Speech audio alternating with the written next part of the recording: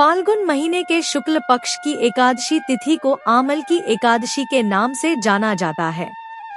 इस व्रत का हिंदू धर्म में विशेष महत्व है। इसका एक नाम रंगभरी एकादशी भी है। ऐसी मान्यता है जो भक्त इस दिन का उपवास रखते हैं और भक्ति भाव के साथ पूजा अर्चना करते हैं, उनकी सभी मनोकामनाएं पूर्ण होती हैं। यह एकमात्र एकादशी है जिसका संबंध भगवान शंकर से है। इस दिन काशी विश्वनाथ वाराणसी में भगवान शिव और माता पार्वती की विशेष पूजा होती है। मान्यता है कि इसी दिन बाबा विश्वनाथ माता गौरा का गोना कराकर पहली बार काशी आए थे। तब उनका स्वागत रंग गुलाल से हुआ था। ऐसा माना जाता है कि व्रत कथा का पाठ करने से भगवान विष्णु की कृपा से सभी मनोकामनाएं पूरी हो जाती हैं और मृत्यु के पश्चात मोक्ष की प्राप्ति होती है और समस्त पापों से मुक्ति मिलती है। प्राचीन काल में चित्रसेन नामक राजा राज्य करता था।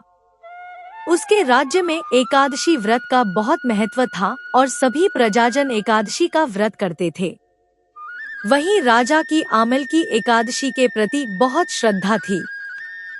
एक दिन राजा शिकार करते हुए जंगल में बहुत दूर निकल गए। तभी कुछ जंगली और पहाड़ी डाकुओं ने राजा को घेर लिया। इसके बाद डाकुओं ने शस्त्रों से राजा पर हमला कर दिया, मगर देव कृपा से राजा पर जो भी शस्त्र चलाए जाते वो पुष्प में बदल जाते। डाकुओं की संख्या अधिक होने से राजा संज्ञाहीन होकर धरती पर गिर गए। तभी राजा के शरीर से एक दिव्य शक्ति प्रकट हुई और समस्त राक्षसों को मारकर अदृश्य हो गई। जब राजा की चेतना लौटी तो उसने सभी राक्षसों का मरा हुआ पाया। यह देख राजा को आश्चर्य हुआ कि इन डाकुओं को किसने मारा।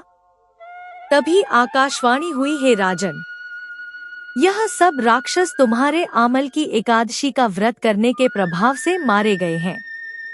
तुम्हारी देह से उत्पन्न आमल की एकादशी की वैष्णवी शक्ति ने इनका संहार किया है।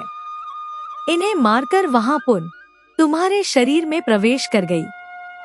यह सुनकर राजा प्रसन्न हुआ और वापस लौटकर राज्य में सबको एकादशी का महत्व बतलाया।